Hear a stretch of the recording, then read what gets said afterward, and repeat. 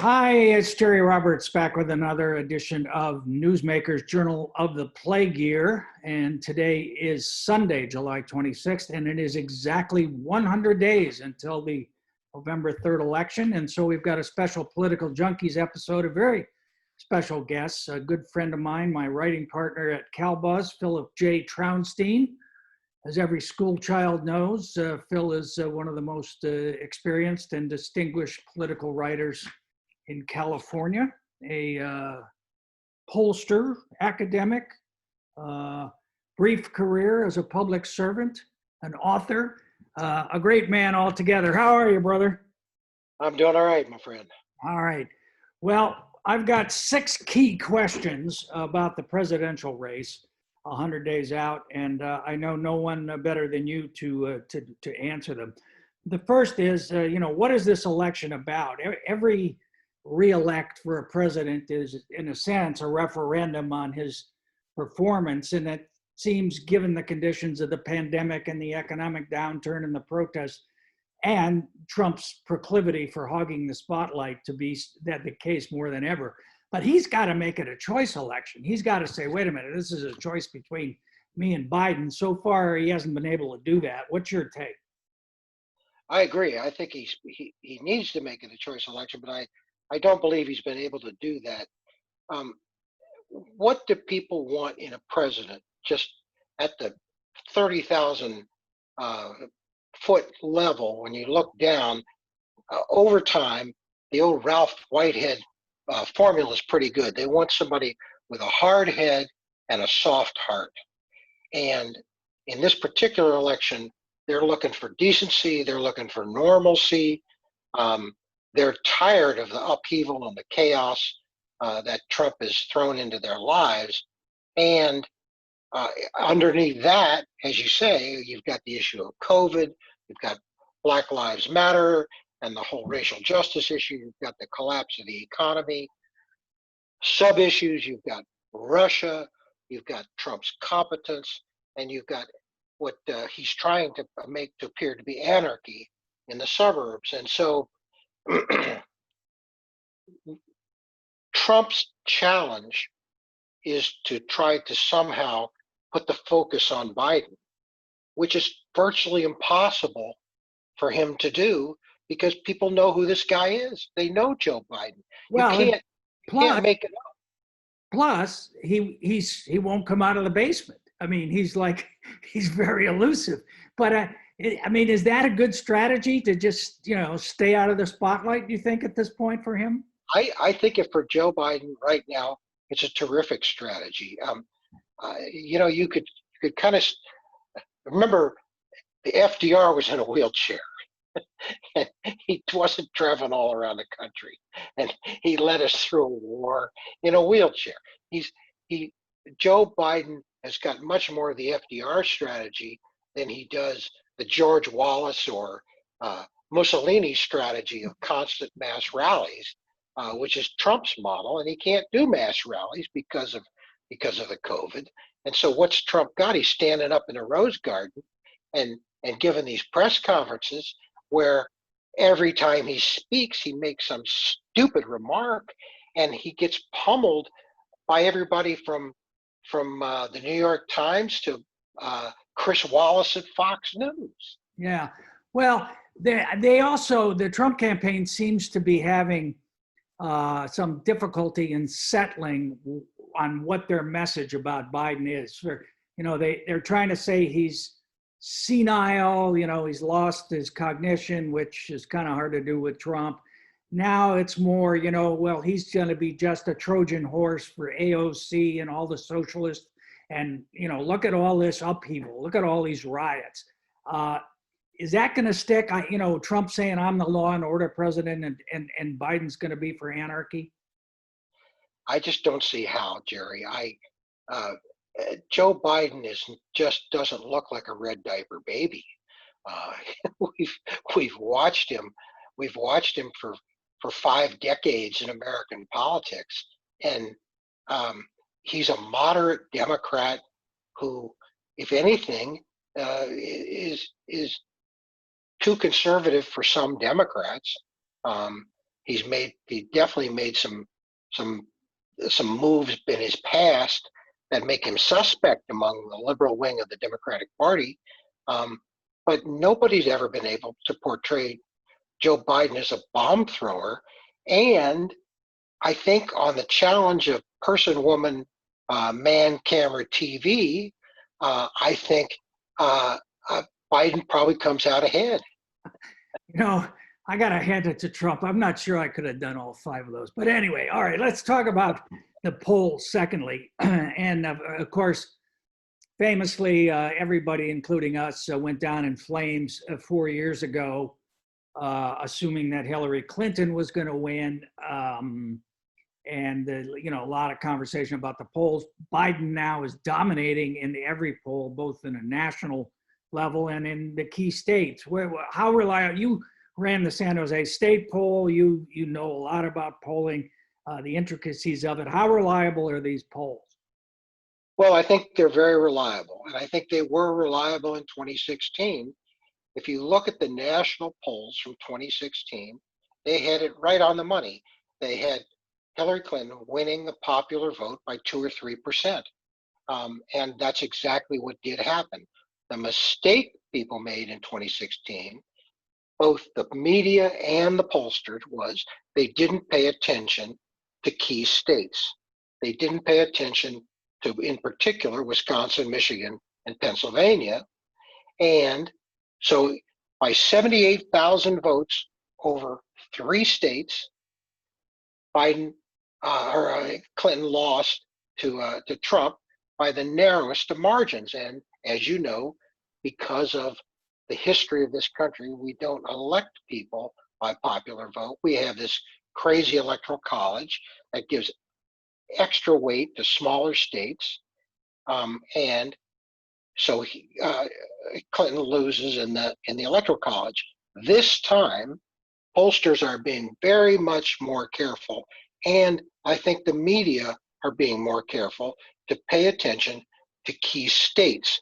And so if you go look at Real Clear Politics, where you can find sort of a compendium of all the polling, and you can see state by state, that Biden is ahead outside the margin of error in Minnesota, in Wisconsin, in Michigan, in Pennsylvania, and in fact, in Florida. And he's even got slight leads and is a good chance of winning states like North Carolina, Arizona, Nevada, Georgia, possibly even Ohio and Texas. Yeah. If those are accurate reflections of how the vote turns out in those states, it'll be a landslide for Biden. Now, Well, let me just ask you a technical question here. Yeah. So far, it seems to me that most of these polls are measuring registered voters. Shouldn't they be looking at likely voters? A lot of them are measuring likely voters, but figuring out That's a key difference, is it not?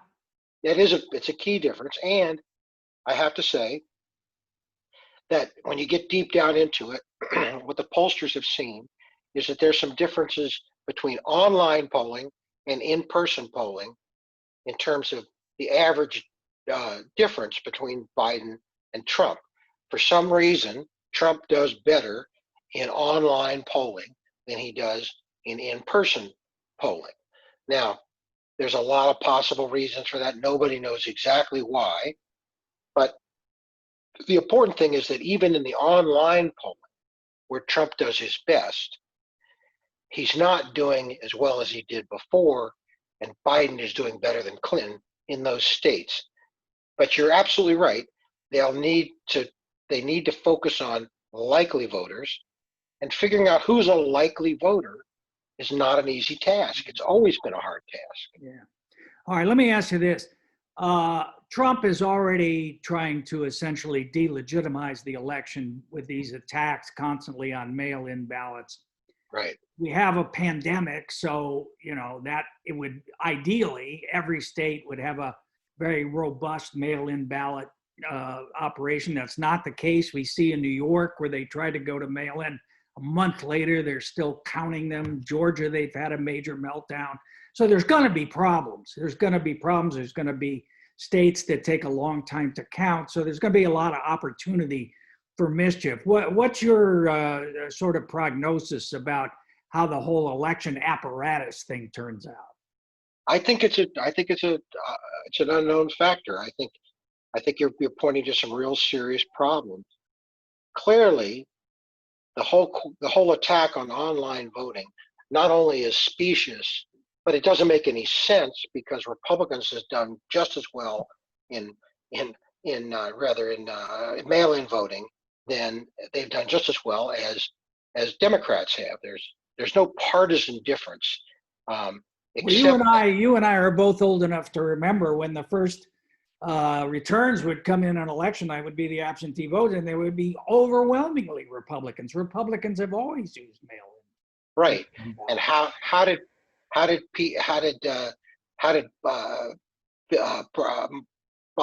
Bradley, not Bill Bradley, but George Duke Major. How did Mayor Bradley of Los Angeles lost the election in part because of that mail-in ballot? Tom Bradley. Yeah. He lost that election for governor in part because of mail-in ballots that have been organized by the gun voters of California. Right. So,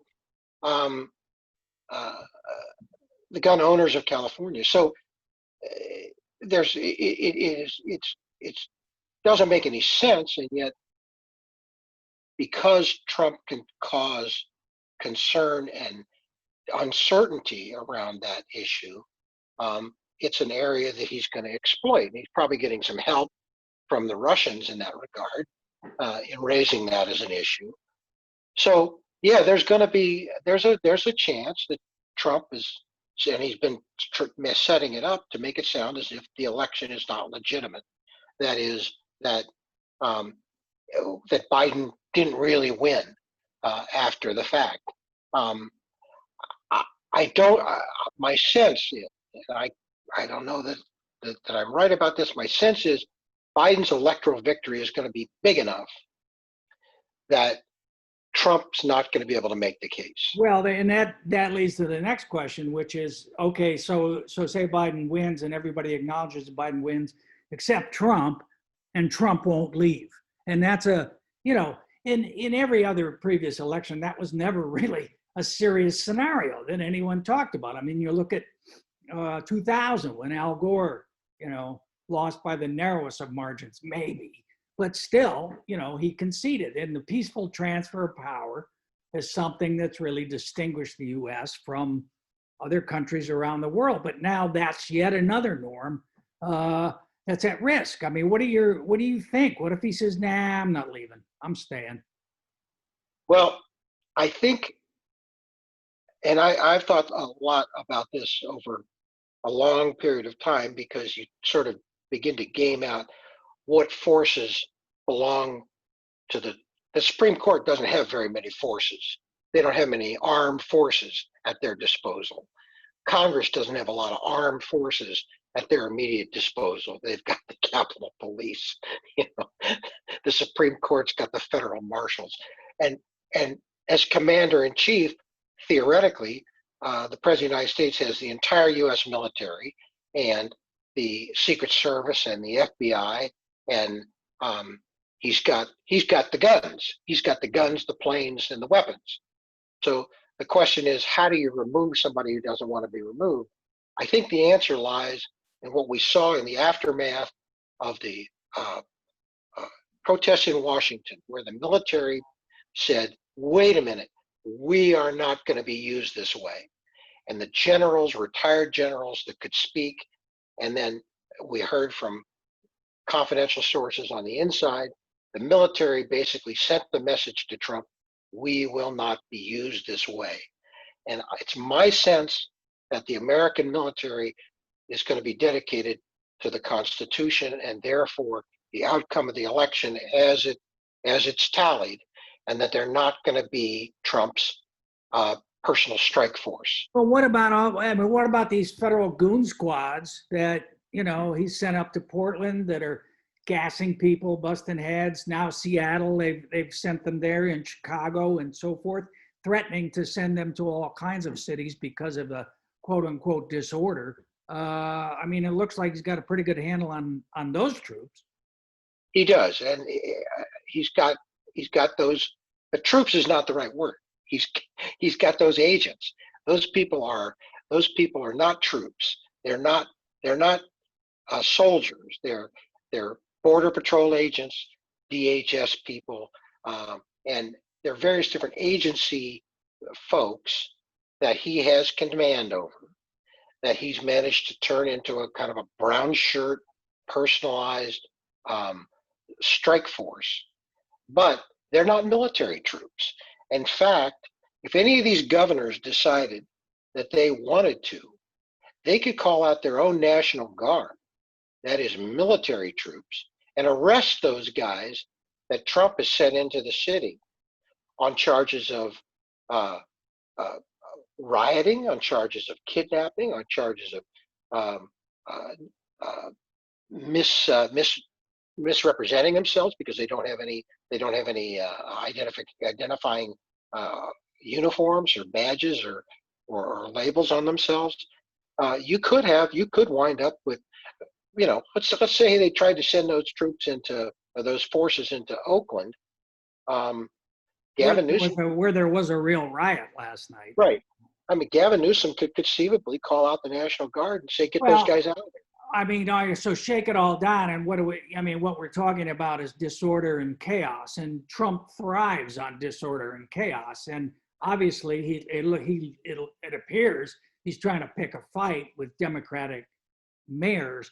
Does that message for him work? I mean, he always says the secret part out loud. I mean, he said, suburban women can count on me to protect them. That's the key demographic that he's going of.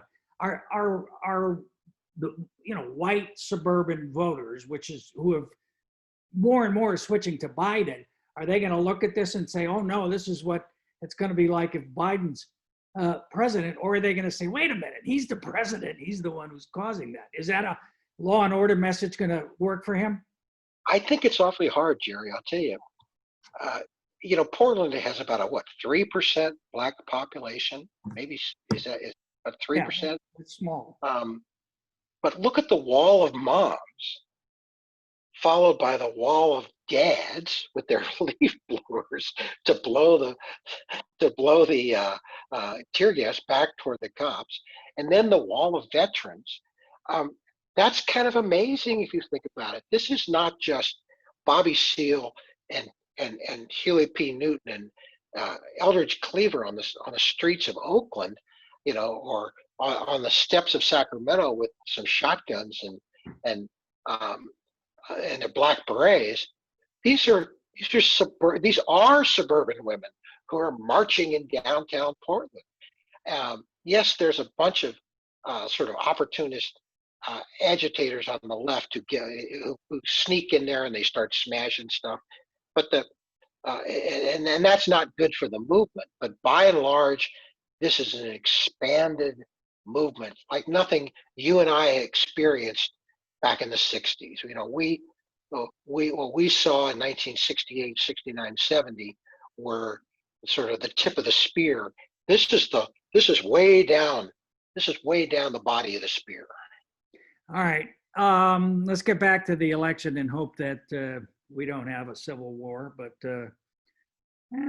don't count it out. So a lot of speculation about who Biden is going to pick as his running mate. And, because he is in the basement and doesn't go out much, there's always a huge amount of media attention on the vice president, always much more than it warrants, because people essentially, vote for the president. They don't vote for the vice president. But given his age and the fact that he's kind of signaled he's only going to serve one term if he's elected, there's even more, I think, interest and importance put to it. Who's on your short list today? A lot of talk about him kind of needing to select a black woman. What do you think? Well, he's already said he's going to pick a woman. So we know that 50% of the the candidates are off the field, and he's narrowed it down to 4 or 5 different women, and I think there's one white woman in that group, and that's Elizabeth Warren. And I think my sense is that he won't pick Elizabeth Warren for a variety of reasons, including the fact that she is, among all the candidates he's got, the one who I think is most threatening to the Lincoln Project moderate Republicans who are for Biden but don't want to see somebody. And yeah, this is, we was just explaining, this is one of the several never Trump groups of Republicans, led by some very prominent consultants, guys we know, Steve Schmidt, Stuart Stevens, others, who are doing these online ads that are just driving Trump crazy. Then there's another group called Republican Voters Against Trump, which has sort of personal testimonials from Republicans who voted last time for Trump and won't do it this time. So your point is that Warren is too far left. She's too close to Bernie, and she's threatening to these people. That's what I think. And so I think, and she's not really a natural fit for him to set up as vice president. I think there are a number of the others that are in that group: Stacey Abrams, Val Demings, Alicia Bottoms, and Kamala Harris. I think any one of them fits the bill pretty well. Susan Rice, I think, is obviously the intellectually, she's the left liberal intellectual's choice. National security. She's a national security for Obama. She's brilliant. She's extremely articulate, and she's very moderate in her demeanor and her presentation. But she's not a politician, and I think in the end you have to pick a politician. Well, that's a good question, because you can try to do different things with a vice presidential pick. You can try to win a state. They're from a particular state. You can try to goose turnout, excite the base, a la, God help us, Sarah Palin in 2008. You can make a governing choice. In other words, who would be the best president, which I think would go to Susan Rice in this case. So where do you think he lands on that spectrum? I think he's looking for a combo. I think he wants somebody who's a credible president, but who also provides some political benefit, at least does no harm. I think for a variety of reasons, I think California's Kamala Harris comes out the #1 pick. Now, first of all, let me just say, I am terrible. You have been extremely critical of Kamala Harris. And I've had to restrain your adjective flinging on many occasions about Kamala. As you know, I'm, if not a fan, at least a fair and moderate person on her. So you don't, you take back all those mean things you said about her? Well, those mean things that I edited out of your copy. Yeah. Let me just say, Kamala Harris has for too long been the center of attention of her own story. And she's been, it's really been all about Kamala Harris. And I think that with the right seasoning, that is, if she served as vice president, if she went to state funerals, if she was assigned certain tasks by the President of the United States, if she was the #2 person to somebody for some period of time, 4 or 6 years, whatever it is, that with that kind of seasoning, Kamala Harris could become a credible person to be president of the United States. I think she needs that. I don't think some of the others do need that, but I think she has qualities that they don't have. For example, a national reputation, a following, first of all, if the She also called Biden out as a racist yeah, but, in one of the debates. I mean, that kind of stuff happens all the time. And if she forgives him, if she says, Joe and I are on the same page on these issues, then that's not going to have any bite.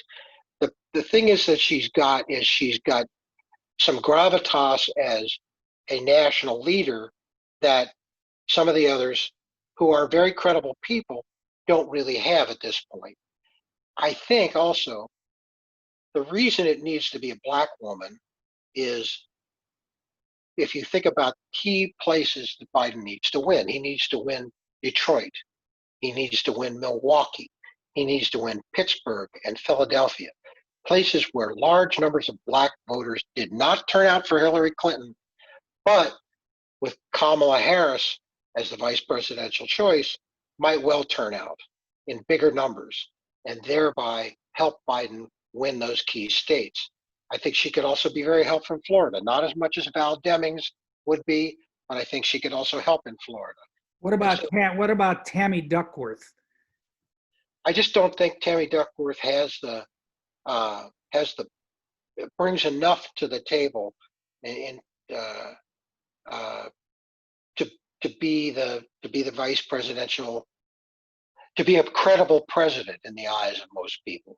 I do think, again, I want to remind you, I am terrible at picking vice president. I thought Michael Dukakis would pick John Glenn. It was a no-brainer. He was from Ohio. He was a national hero. I didn't see Lloyd Benson coming. Did you? I'm pretty sure I wrote that. But anyway, and in the end, it didn't make any difference anyway. It never makes it.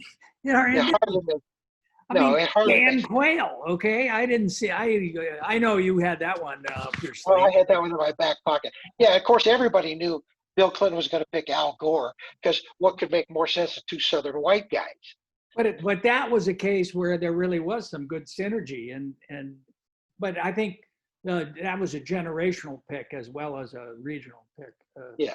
All right, real quick on the Senate, it seems like if the Democrats win the Senate, they need 4 seats if Biden's elected and 5 seats, I think, to flip. If not, which wouldn't happen, but that would be an argument for, there's really no dispute about who won the election. The Democrats picked up all these Senate seats. Do you think that's a reasonable scenario? Do you think the Democrats can win the Senate? I think it's possible. I think, in particular, that if Biden has some coattail, if Biden is able to win in, say, Georgia, if he can win in Florida, if he can win in, God knows, Texas or Ohio, if he could win in those, Arizona, I think it's very possible Biden could win, and there's a Senate seat attached. So I think to the extent that the size of Biden's victory will help determine the size of the Senate move. I think you may have more specifics about which states. I mean, Susan Collins, for example. Susan Collins is I think, a weak link because of Trump. And I think that she protested that she was going to be a break on Trump. And then every time she's had a chance to do it. Well, he's learned his lesson, as Susan Collins famously said after impeachment. He won't do any of that stuff again before he fired all the impeachment witnesses against him. But yeah, I think in Arizona, Mark Kelly looks very strong. In Colorado, I think Cory Gardner, Hickenlooper has some problems, but I still think they can flip that, and Maine. So there's 3. And then you get into like Montana, where Steve Bullock, the governor, has a chance, and Iowa, where Joni Ernst, and North Carolina. So it's still a stretch, but I think I agree with you. I think it's doable. And do you have any concern that the Democrats don't hold the House? No, I think the Democrats hold the House. I don't think that's a problem. I think the only question is if they can get the Senate, then, and that's a function, in large part, of the size of Biden's victory. Biden has to win big in order if Biden wins big, it means the Democrats have voted in big numbers. And in particular, there's been a big turnout among blacks, among suburban women in particular. And I think if those two constituencies turn out in big numbers for Biden, then you have a chance of winning in the Senate. If that happens, then everybody can stop death watch on Ginsburg on Ruth, yeah. Well, so let's just to close. So it's 100 days, which says, oh, that's not very much. But as you and I know, that's a hell of a long time. It's a lifetime in politics. And despite everything we've talked about, the Black Swan event or, just some event, the X factor could happen. Ruth Bader Ginsburg could croak or anyone. So there's a Supreme court opening. Trump could declare martial law. I mean, there could be a massive surge of the pandemic that's going to do it. But, bottom line, you would say if the election's held today, Biden wins how many electoral votes, maybe? 300? 300. 300. I think if the RCP, the Real Clear Politics electoral vote right now is 406 for Biden, but that's giving him all those states where he's got. You need 270 to win. Yeah. There's 538 altogether, and so you need a half plus one. So, there's no question that the X factor's out there, and let's. But in the end, Biden has presented himself as a guy who's got both a hard head and a soft heart. He's decent. He presents normalcy. And even in the face of craziness, my sense is that's what Americans are searching for. And so I don't think even the X factor, even the war with China, is going to throw that out of whack. It could. It'd be crazy to bet the farm right now. If the election were to held today, Biden would win. But the election is not being held today. Like you say, 100 days is a long time. All right. Okay, well, we'll leave it there. Partner, thanks so much for bringing the National Affairs Desk My pleasure. onto Newsmakers, and we'll check back with you from periodically through the race and see how things are going. And I'm glad to hear your health is doing better, and all your friends in the California political world are, of course, ask about you whenever I talk about them. So you're looking good, and we'll talk to you again soon. Thanks, Chief. And don't forget to get a copy of Never Let Him See You Die up there on that bookshelf. Never let them see you cry, not die. You're back to Ruth Ginsburg. Although it reminds me, I do have to work on my Diane obit. All right, I'll see you later.